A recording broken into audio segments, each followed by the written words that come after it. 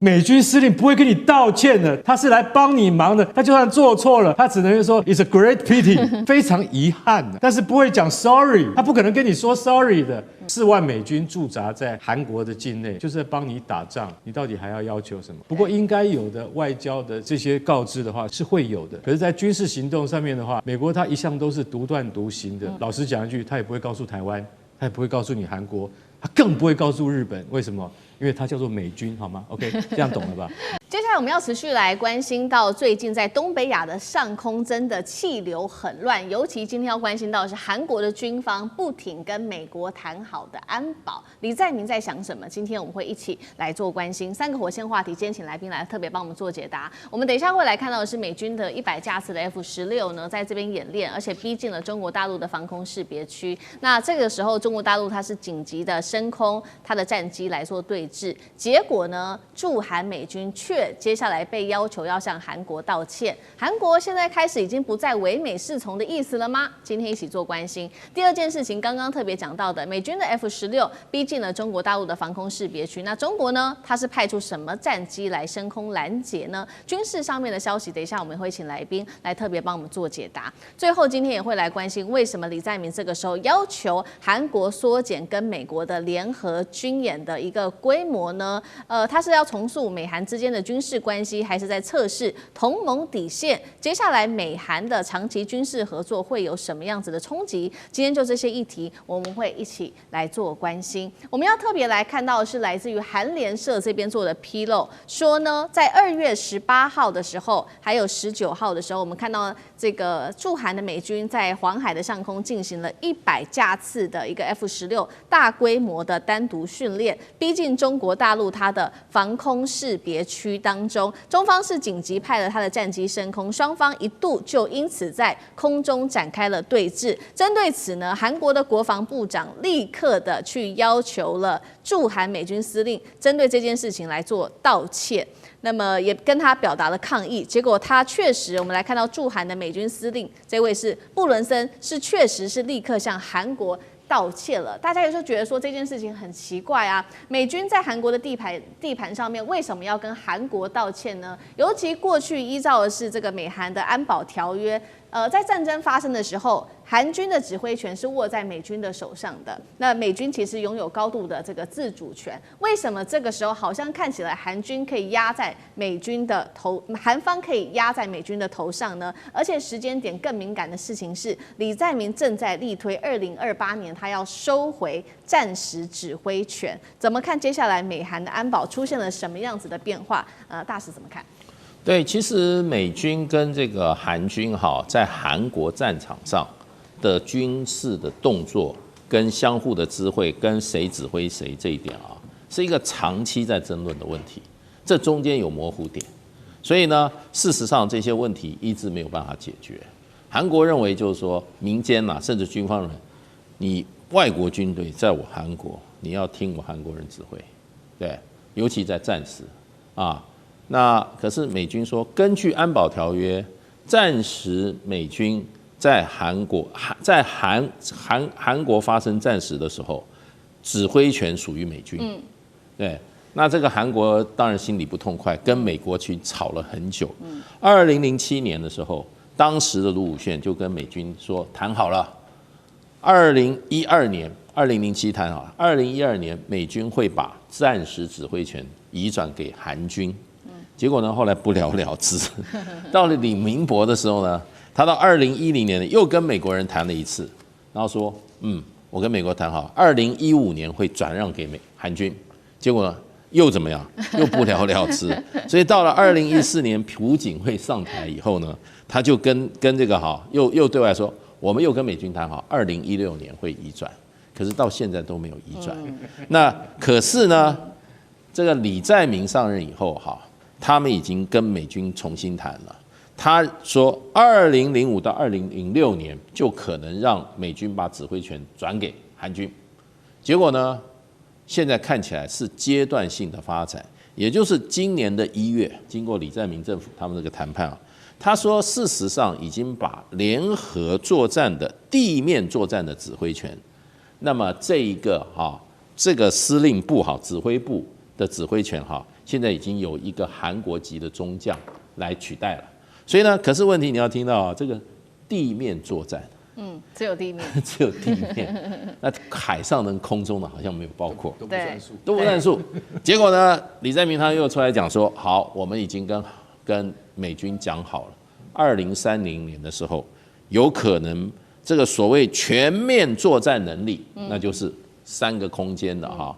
那基本上这个能力哈，要由美军移转给这个韩国。所以还要等到2030。那这次发生在空中，显然跟这个今年1月得到的地面指挥权好像不太一样。不过韩国基本上他并没有说是违反任何条约，他是说你没有跟我韩方做这么大规模的军事行动，你没有跟韩方做充分的沟通。那事实上传出来，韩国媒体就说啊，我们国防部长、我们参谋总长都跟这个驻韩美军司令打电话，驻韩美军司令已经道歉了。可是昨天，驻韩美军司令部出来正式说，我们没道歉。他说驻韩美军为维持最高战备态势，完成自身任务，定期实行演训，我们不会为此道歉。然后接了一句话说什么？由于相关事项呢未能及时报告有关层级啊，布朗司令向韩国国防部及联合参谋本部表达遗憾。所以遗憾跟道歉是不一样的啊。那韩国人呢也是很硬啊，国防部中午就举行记者会，美军是10点钟举行，他中午就举行记者会。他说部分报道内容是属实的，但公开双方通话内容并不适当。那么被外界认为啊，韩方证实美军司令已经致歉，如今美方却否认此事。所以就变成就韩国方面呢，就基本上呢，他说我们不公布内容，对，可是呢确实有沟通，就这样，所以这个有一点点搞到现在罗生门了。不过这也反映出来，其实韩国的政策还有韩国基本上对于美军在韩国的行动啊是有意见的，尤其这一次他认为没有事先通知引起双方可能的冲突大规模的冲突，而且是引起跟中国大陆的冲突，他觉得不对。你如果引起跟朝鲜的这个冲突的话，可能的话，那是你美军在韩国的本职学能。你现在呢，你不打朝鲜，去打中国大陆，韩国人不同意。是，所以我们可以看到这个韩国的总统李在明开始在这个美中之间的战略开始做调整。等一下也会请汉庭来持续带我们看，那接下来对于美韩长期的合作又有什么样子的影响？我们先来看到刚刚提到了这个在黄海对峙的这2架战机，那包括了中国大陆它的战机到现在没有人知道是哪一架。那中国的外交部也没有多说什么，他只有说呢，中国军队依法依规全程跟监警戒，有效的应对处理。我们现在来看以军事的角度来做分析，中国可能是派出什么战机？干哥怎么看？好，其实老实讲一句，中国现在常驻于浙江以及这个江西的大概4个基地，都主要是还是以歼16战机为主，这也是我们最新的飞机。那比前一代的歼11呢有很大的改进，虽然说在外观上面没有什么这个差距，但是呢歼16它更新了所有的航电设备，这是最重要的。为什么？也就是说，你今天更新了航电设备之后，你就不再像以前的那么硬邦邦、铁板一块的，是听着基地的战管发布命令。你甚至在空中，你可以有跟空中预警机的联系，就可以知道说，我们现在在我们的 CADIZ 什么意思？中国航空情报识别区CADIZ 就是在自己的领海跟领空范围之内。CADIZ 可以告诉你所有的由预警机传来所有的相关的资讯，这个空域里面有多少民航机，航向是多少。但是突然出现了有一队飞机，谁原来是来自这个韩国的一队美军的 F-16战斗机。那这个时候，空中预警机下达了指令之后，歼16它就会上去应。其实以歼16跟 F-162种飞机，他们的实力在伯仲之间，他们的性能也是在相当的一个水平，同样一个水平。不要说 F-16已经很老了，对，很老了没有错，但这些飞机平均年龄只有20岁，跟我们现在的歼16啊，或者是歼11的这个寿命是差不多的啊。最重要的就是说，如果发生了对峙的情况之下，那两军等于是只有一线之隔，只要你再多飞200公尺，不是200公里哦，200公尺，那你就过去了，就等于进到了韩国航空识别情报区，叫做 KADIZ。你只要飞进去了，那对不起，防空雷达就会警告，防空雷达开始警告，爱国者就会锁定你了哦。你会知道你被锁定了，为什么？因为你进到我的防空识别区来，那战机也一定会到你面前。可是这一次，我先跟各位讲，布朗森司令，刚才大使讲说没有实际上的道歉。我跟各位讲，美军司令不会跟你道歉的，他是来帮你忙的。他就算做错了，他只能说 "It's a great pity"， 非常遗憾的。对，但是不会讲 sorry， 他不可能跟你说 sorry 的。我跟各位讲，这是你看得见的东西，这是2月18号你看见的东西，看不见的是他私底下调动 B2 跟 B1 这种隐形轰炸机的时候，他绝对不会告诉你的。Bronson 不可能告诉李在明，或甚至告诉安圭博韩国的国防部长说，我要调动一队 B2 来哦，可能会也是降落在你们的乌山基地，在哪里？京畿道的乌山基地，因为那是最大的基地。我还不会告诉你这些，等到飞机飞到你面前你就知道了啦，不可能会告诉你的，更不要讲间谍机，就比如说以前的 SR-71高空侦察机黑鸟，这些他们在行动中跟行动结束都不会告诉你的，所以千万不要以为美韩之间他们有一些什么谅解跟备忘，没有。我今天是来帮你忙的，4万美军驻扎在韩国的境内，就是在帮你打仗。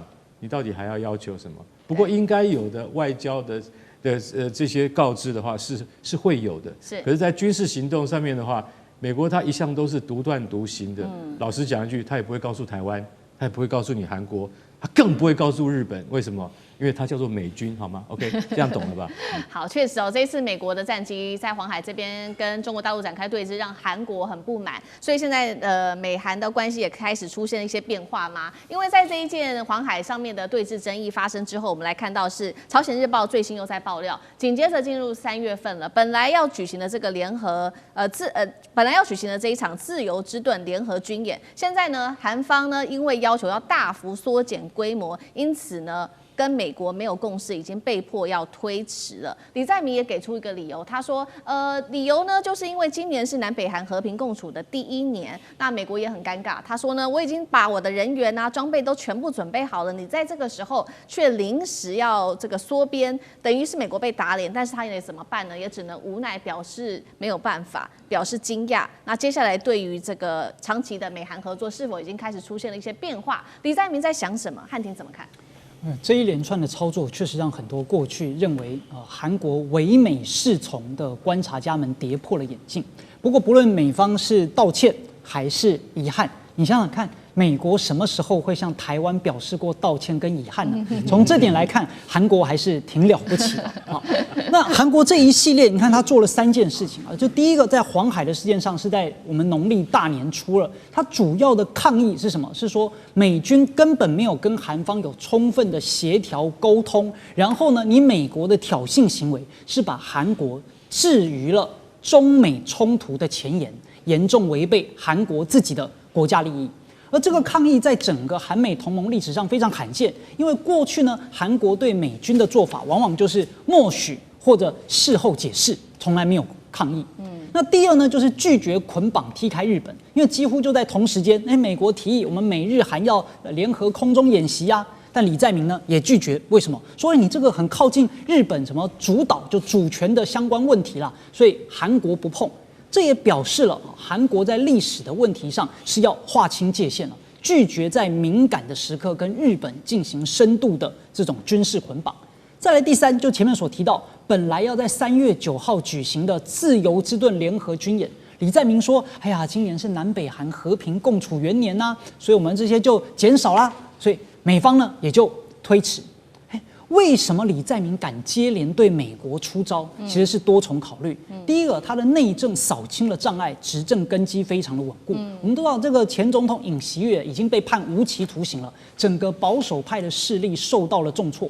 李在明呢，扫除了国内最大的政治对手，所以他也能够摆脱前任这一种亲美亲日的外交路线。所以他就可以推行自己的战略自主啦和国家利益优先的主张。那目前为止，他的外交政策支持率也高达了58%，远超过尹锡悦只有32%。第二呢，就现在他的经济问题才是最重要的嘛，所以他必须要去修复跟中国大陆的关系，所以他呢，把今年他的这个去首访目的地就是中国大陆，也带领了庞大的经济代表团。所以在这个状态之下，韩国就不愿意配合美国去进行一些可能会刺激到中国大陆的军事挑衅。那再来第三，李在明核心关心的是半岛的稳定，不是要被美国绑上印太战略去对抗中国大陆。所以美军不论是在黄海啦，然后或者是什么要求韩国的这个美军要承担第一岛链，遏制中国大陆的任务，这对李在明来说不是我重要的事情，我在意的是北韩啊，对吧？我在意的不是中国大陆啊，所以他强调在同盟当中不能被牵连，但也不能够被放着不管，所以要加上一个所谓的安全法。好，所以这就是他的一些这个主张跟作为。那因此在未来的状态之下，那美国的布局呢就会受到了一定的打击。好，接下来我们要来特别关心的是，川普这时候逼南韩要预付3500亿美元的金额，它变成了一个提款机外交哦。掀起的是韩国是否爆发金融风暴危机呢？现在李在明非常的紧张了，在这个时候，他突然间打出了一个亲中牌，祭出了对于中国大陆免签的这个牌。在接下来的 APEC 峰会，他能不能背水一战呢？今天一起来做关心，赶快来看到李在明，大家还记得吗？当时在7月份的时候，他曾经高调承诺说，确实我们南韩会投资美国3500亿美元，但是没有想到没过多久，他就话才说完就打脸了自己，他说，如果没有保障措施，那么南韩是有可能会重蹈覆辙当年1997年的金融危机的，所以他又不想要付了。那川普在这时候还是坚持，他说你南韩就是必须要预付这一笔庞大的投资金额给我们美国的。南韩的总统顾问这个时候也跳出来，他说韩国现在真的没有办法，无力啊，依照你川普要求用现金来预付这一笔这么大的金额哦，3500亿美元的。他说，接下来我们只好想办法了。一直到10月份有一个 APEC 峰会，我们在这个之前会想出一些替代方案来跟你们背水一战。话说完之后，我们来看到川普最近又夸口了，他说啊，不管是日本还是南韩啦，日本呢是会给我们5500亿美元，南韩是3500亿美元，这些都是一次性的支付哦，把盟友当成了提款机。好，那接下来这个3500亿美元，李在明到底要从哪里生呢？川普是故意强人所难，南韩的经济会不会陷入金融风暴？委员怎么看？南韩经济会崩溃。为什么会这样做这样判断？哈，本来李在明的认知，这3500亿是说我鼓励企业投资到美国，总共有3500亿的金额，那我政府来担保啊，对，担保我会把这些人鼓励他缺钱的，我借钱给他。让他有投资在那这个本来就是不难的事情，韩国做得到。但现在美国是说，你要先预付3500放在我口袋里面，要投资什么我再来拨款。李在明到哪里生这3500亿？为什么？我来算给大家听哦。虽然韩国整个这个 GDP 大概是1兆8000亿，但是韩国的外汇存底只有4156亿，换句话说，外汇存底通通搬过去也不够啊。那如果外汇存底要搬那么多去，韩元就会大幅度贬值，韩元大幅度贬值，它的进口物价就上来，因为韩国很多东西要靠进口的，这个进口物价会造成严重的通货膨胀，因为它的进口的占 GDP 比例太高了，因为 GDP 只有1.8兆啊，它进口量都快要1兆了，所以这种来来去去的话，会造成它很严重的输入型通货膨胀。那输入型通货膨胀来就是经济衰退嘛，所以它撑不住的。它这个数字，他觉得我们来看看另外一个数字哈，韩国从以前到现在，政府总赤字多少？7356亿美元，那等于你要再借超过50%，增加了政府负债去筹款给他，韩国的金融系统就崩溃了嘛。对，就崩溃。你韩国都还没动作的话，我就先把韩团给卖了，或者是借韩团卖掉买美金，看你怎么贬值。所以金融危机当然会复测。金融危机就是外汇存底太少，要支付的量太大。那你只有4000多亿，要支付3500多亿，当然先卖韩环嘛，啊，所以我是觉得这个川普的做法是改变原来的协议，本来是讲好的是这样，改变原来的协议。那改变原来的协议基本上像什么？像一个土匪去占领一个村庄了以后，要村民呢把所有的财产全部交出来，这个是一模一样。所以我说美国这个政策叫做土匪经济啊。那这个他说要这个找替代方案，没有替代方案。这个韩国你最好就是把你家的老婆小孩然后财产全部端出去给美国人。所以现在美国以前的道德光环会不见了，这个新的美国国际秩序会解体，而且解体的对象是韩国啊，韩国，恭喜韩国，祝贺韩国。好，接下来怎么办呢？那南韩眼看着自己如果真的交出了这个3500亿美元，真的经济就会崩溃了。那他们现在先想出一个办法，是不是这时候他们突然间想到了啊？干脆我们赶快恢复跟中国大陆的关系吧。所以在9月29号这一天，正式的他们决定恢复对于大陆的团客的免签哦。那么一次可以停留15天，被视为是这个8年来首次李在明政府终于要改善和大陆关系的重大一步。韩国力拼全年观光收入从中国这边来要达到7000亿，杨老师怎么看？接下来会导向中国吗？开放观光就可以这个把要付给美国的3500亿给这个平衡回来吗？怎么可能的事情呢？对，他只不过是在做老早应该做的事情。那这2天其实中国驻韩国的大使馆还有一个声明，要求中国大陆前往韩国的旅客以及在韩国当地的中国人要注意到韩国的反中示威。韩国怎么会这么多反中示威？从李习月下台之后，这很不可思议，因为他认为李习月下台是因为中国人所造成的，是因为中国在要准备对韩国做政治颠覆。反正这些理由啊，比当初川普认为他这个选举被偷走了还要夸张，还要荒谬，而他们还真的坚信如此。到现在为止，你看到在韩国的首尔一些主要的地区，尤其是反而是那个我们台湾支持资助的一个就是华侨小学，那附近示威抗议非常多然后呢，这针对中国。那现在他开放对中国的3人以上的团体可以停留15天，9个月，到达明年的6月30号。这个做法其实本来就应该这么做，应该要去增加彼此的观光理解。你看，过去这1年来，2024年呢，这个中日韩、台，我们这4个地方其实前往日本的大概是韩国最多了，880万。去年1年，而中国大陆是700万，台湾600万，以人口数而言的话，我们这个比例是非常高的。但我们台湾，也就是明年去年2024年出国去观光，最主要是去日本600万，那第2呢是中国大陆277万，第3呢韩国142万，而现在去年中国前往韩国的人数根本离100万的目标都差很远，所以他这次想要透过免签来去，希望今年的目标能够达成到100万，真的很卑微的一个目标啊！以中国大陆这么多的这个出国的这个人口所以现在中韩的关系，我觉得其实是很紧绷的，尤其是当他内部这种保守人士以尹锡悦帮李学找理由，说是因为中国造成的这种反中示威，这种不理性的作为，连李在明都说这种东西在国际上会替韩国人是造成困扰的，所以用这个方式来去做一些拟评，希望看看这些作为是不是能够持续的有改善就是了。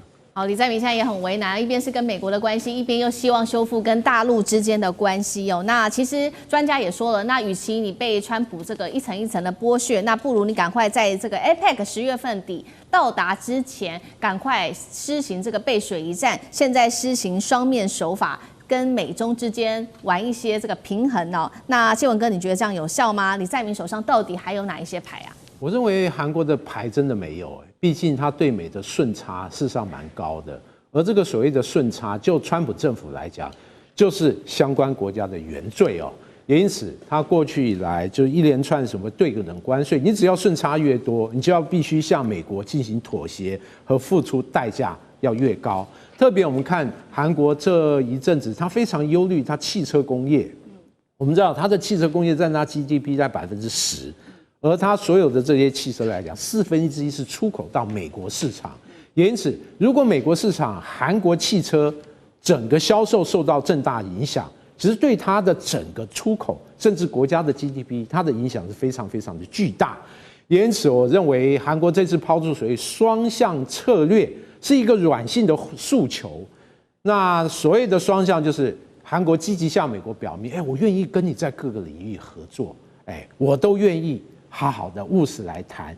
那另外让美国来思考一下，我们在这么多领域里面，哪一些是立即可行，而不会让我韩国受到重伤？我认为这是软性的诉求。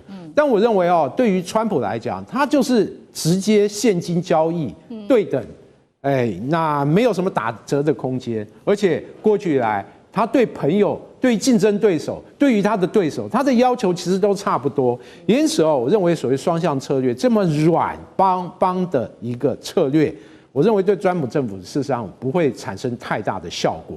也因此，我认为对于对美的谈判，不管是 APEC 或者后续，对韩国都是非常艰难的谈判。韩国需要付出的代价，那肯定会很惨重。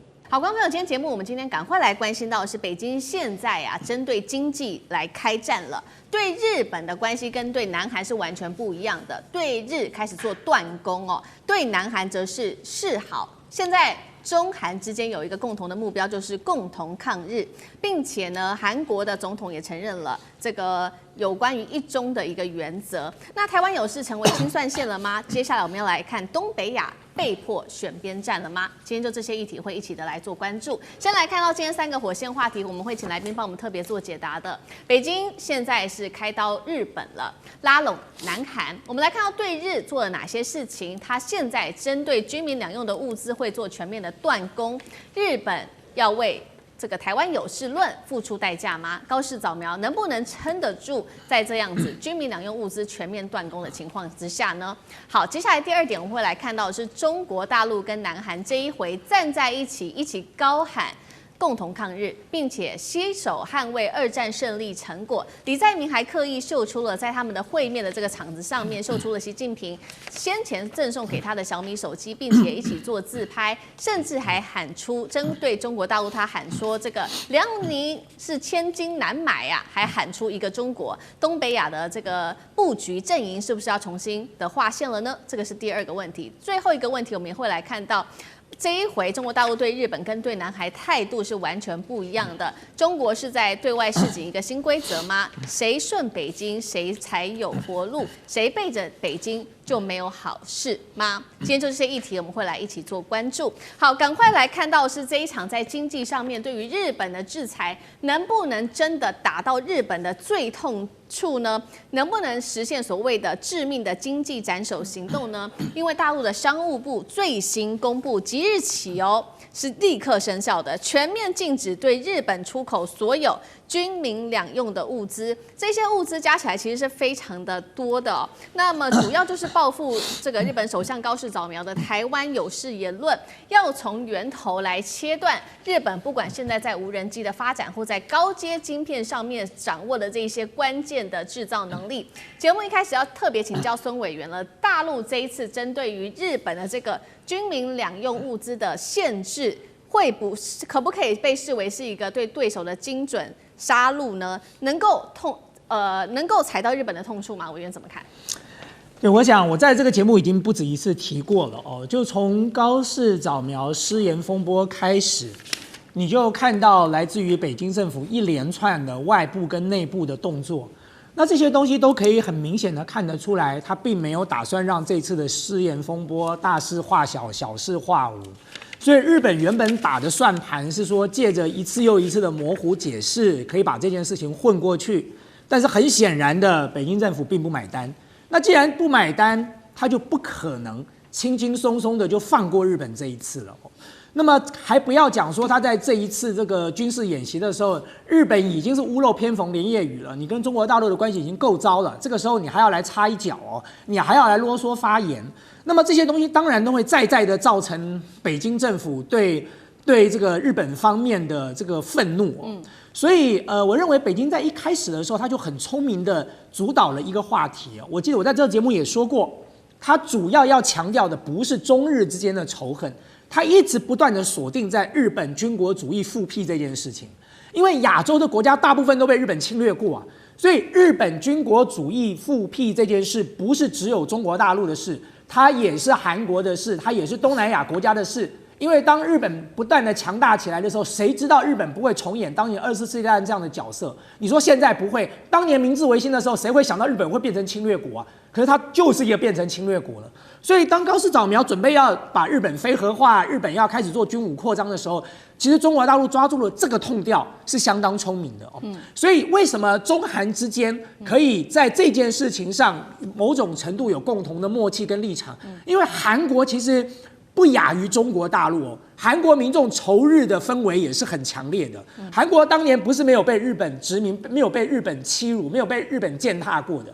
所以韩国民族对于日本的这个民族的恨哦，也是深藏在心中的。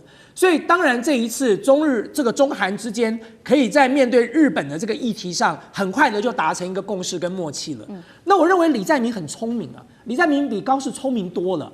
你看李在明是两边都压了，他一方面告诉美国老大哥说，我来帮你造船，你现在造船技术落后嘛，对不对？我来帮你造船，我投资几千亿下来恢复你美国造船业的荣光。可是另外一方面，他维持跟中国大陆良好的关系，所以某种程度来说，对中国大陆来讲哦，你光看到他怎么对韩国，就了解说，这不是要求日本、韩国选边站的问题哦，韩国是两边都站了，可是中国大陆并没有因此而对韩国这个迁怒。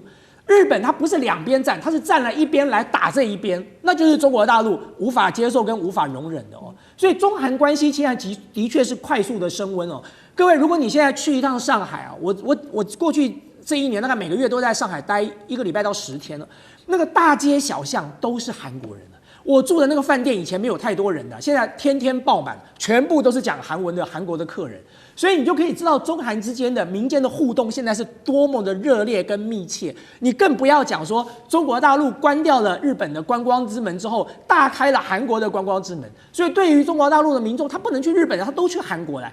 所以因此在这一次高市早苗的失言风波里头，其实韩国是最大的获利者。那但是中国大陆这一次采取了更严厉的方法，就是断掉了它一些相关的物资。你说会不会精准的打击到？当然会啊！而且我要强调的是，不只是断掉物资，包含在渤海的军事演习，一波又一波。只要高市不收回这句话，我看接下来中国大陆的这个工具箱里头还有很多工具呢，那日本就只好等着接招吧。好，大陆这次祭出针对于日本的制裁，这个算是首波比较大型的一个制裁。接下来还有哪一些工具箱会持续的来做关注？那另外一边刚刚讲嘛，选择站在中美之间这个两边都站的国家就是南韩了，非常的聪明。我们来看到南韩最近有什么动作？因为现在呢，北京同样正在迅速的拉拢南韩当中，我们来看到的是1月4号这一天，李在明总统，南韩总统正式的抵达北京了。那5号正式的跟习近平主席会晤。李在明非常的厉害哦，我们看到画面上，他呢其实除了跟主席握手之外呢，也拿出了他说呢这是习近平上次访韩时送给他的手机，并且呢跟他做自拍，跟习近平夫妇做自拍，还说呢拍到了人生的代表作，做球这个做好了非常密切的紧密的中韩关系。那么习近平也在这一次的会晤当中特别去提到了中韩关系的重要性，他还说呼吁南韩站在历史正确的那一边，也重提了中韩过去曾经共同对抗日本的军国主义，来携手捍卫2战胜利成果。李在明也呼吁了有关于这个共同抗日的历史，并且他说尊重一中的原则，还说呢粮林千金难买。那么他也说，韩中关系会在今年全面的恢复的一个关键元年。那要注意到的，这是李在明在短短2个月之内，其实跟习近平来做见面。这一次李在明他也带了非常多的企业家，一共是400多位，而且都是这些大企业，不管是我们知道的 LG 啊、现代汽车、SK 啊、三星等等都有。那针对于比较有争议的一些议题，就是大家想要知道的是南韩的稀土问题。现在呢，南韩也说了，中国已经同意了，透过这种制度的许可，可以协助南韩企业取得这种关键的矿物。第二个比较具有争议的议题，就是有关于南韩要造这个核动力潜舰。南韩也说了，已经跟中国大陆说明了，目前是没有太多的争议。针对于中韩之间现在站在一起共同抗日，苑老师又怎么看？南韩这一次为什么要极力讨好中国呢？是担心日本军国主义再起吗？李在明这一次访问北京啊，是要告诉大家，尹锡悦的时代已经完全翻章了。那么现在的话呢，在这个翻篇的过程当中，那么李在明的话呢，他创造了几项记录。首先，第一个记录的话呢，就是说原来这个韩国上任的新总统不访问美国或日本，直接到中国去，这是第一次。那这个也是一个非常非常重要的一个指标。然后第二个重要的指标的话呢，就是不晓得大家知不知道，就是韩国的圣地居然是在上海黄浦区的马当路306号，叫做韩国流亡政府旧址。我去过那个地方，我去那个地方是看一个朋友，结果到那个地方的话呢，要改道，因为前面排了大排一大堆人，我以为美国领事馆要办签证，后来搞了半天是韩国的观光客要看他们的圣地。然后第三件事情的话呢，大家知道李在明这次要到哈尔滨去，把安重根的骨灰要带回这个日本在韩国去。那安重根什么人呢？就是暗杀伊藤博文的人。那这杀的地方的话呢，就是在这个哈尔滨的这个车站。那是一个很了不起的。大家要知道，伊藤博文对中国人干的坏事无限的居然是被一个韩国人，而且第一个韩国人的杀手就把他干掉了啊！所以说这个是一个很重要。所以说中韩共同抗日出现了非常多的象征意义。但是是不是能够重塑东北亚阵营呢？我觉得还蛮难的，真的蛮难的。因为美国的话，我刚刚讲这几件事情，美国的话呢，希望韩国是听话，做乖儿子乖孙子。但是这一不听话的话呢，美国现在已经有动作，就是美国裁减了在韩国、在朝鲜半岛上的美军，而且完全没有告知韩国。那么这个意思呢，也就是说这是一个警告那么对于韩国来讲的话呢，你能不能够面对朝鲜的威胁？那么这是另外一个问题。那么为什么这一次李在明要带了这么多的400人的一个经济访问团来访问中国的话呢，最主要是原因只有一个答案，就是经济这个笨蛋问题就是在经济。那么韩国本身跟中国的近的程度上来讲，所有的科技，因为韩国无论是科技也好，甚至说是演艺事业也好或者什么 K-pop 或者说韩国的，他们现在都面临了很大的威胁因为大陆自己搞起来的慢慢出来了。我告诉大家一个数字，就会知道韩国人为什么不是很喜欢中国人的同时，你又要派出所有的这种财团要往中国走。大家知道韩国最有名的泡菜，我们叫韩国都叫泡菜。韩国的泡菜没有很少是韩国自己做的，韩国99%的泡菜是山东青岛一个镇所做的泡菜大家要了解那么对韩国来讲，如果他知道这个数字，如果他有看我们的节目的话，要翻译成韩文的话，是可忍孰不可忍韩国连自己的泡菜都要靠中国，他的经济怎么能不靠中国？所以这个大家展开了无限的想象空间，让大家可以知道韩国在目前为止的依赖中国的程度，比依赖美国、比依赖日本要严重得多。所以李在明这种做法，目前为止没有看到韩国有什么大型的抗议。确实，所以我们看到这一次习近平主席也特别的借由因为韩国对他经济上的依赖，也拉拢跟韩国之间的关系。那针对日本，则是做这种精准的经济上面的打击。怎么看北京的策略，干哥？你看这一次你说是 SK 海力士，然后还有那个三星、现代都去了，这些大企业都去，都要随着那个李在明去。可是整个团有400人，我请问你一下，这么大的团来的时候，你不用先跟中方知会吗？中方一定知道你来了些什么人他才会允许你进来。他不可能说我今天就我都邀请你们，你们来多好都不管。我跟你讲，这是一个经过特别缜密的计划，也就是说，你们要来什么人，要来什么企业，要来谈什么问题，都已经早在出发之前都已经这个双方已经协商好了，要干嘛？是做给周边的国家看的，就是说，你看，我现在跟朝鲜半岛上的南韩跟大韩民国为什么这件事情的意义很重大？大家要晓得，这是10年以来中韩之间等级最高的会面。那你说10年什么意思？大家还记得2016年的时候发生什么事情吗？好了，2016年就是发生了南韩的萨德飞弹部署事件，美国硬要在南韩部署那好像是咸镜北道吧，然后问题出在哪里？你知道吗？问题出在美国要部署，那我南韩没有办法啊，你就问美国啊，不要问我啊。他说没有关系啊，你说你没有责任是不是？正好你这块土地就是部署萨德防卫系统那个土地是乐天集团所有。好了，这下乐天集团你完蛋了，你在大陆所有的企业，因为乐天是连锁企业嘛，它不但有零售业、销售业，它还有什么？它还有娱乐业，所以它所有旗下的艺人，然后经纪团体都不能来韩国表演，就有点像这一次日本的表演的个人或团体都一样面临这样的问题。可是南韩靠这个吃饭呐，你叫我通通不要来的话，我会完蛋呐！乐天惨赔，结果后来全部撤出中国市场。所以10年前乐天的事件，就因为一个萨德飞弹，中韩关系冰冻了很长一段时间，到今天终于解冻了，而且这么大规模，而且李在明还跟那个习近平夫妇2个人用习近平送给他的手机，这些都是意义。对，大家要看这个新闻的时候，大家都要看说李在明不是很简单的就官事拜访，然后大家合照给大家拍一下，不是他自己拿起来，你送给我的小米手机来，我们来合拍，所以这个意义非常重大。这在都显示出什么？显示出2国解冻。那你说是因为日本的这件事情而就是说南韩得利吗？也对，也没有错，本来就是这样子。因为我们现在就要提升南韩在我们中国的国际贸易上面的地位。还有最重要的就是大家可能没有注意到一点，南韩表示向中方充分说明了南韩的核子动力潜艇。我可以告诉各位，到现在为止，日本只是没把话说出来。日本想要建造核子动力潜艇，因为这件事情一直被美国压着。对，为什么？80年来，美国不准日本碰核子一步，除了和平用途。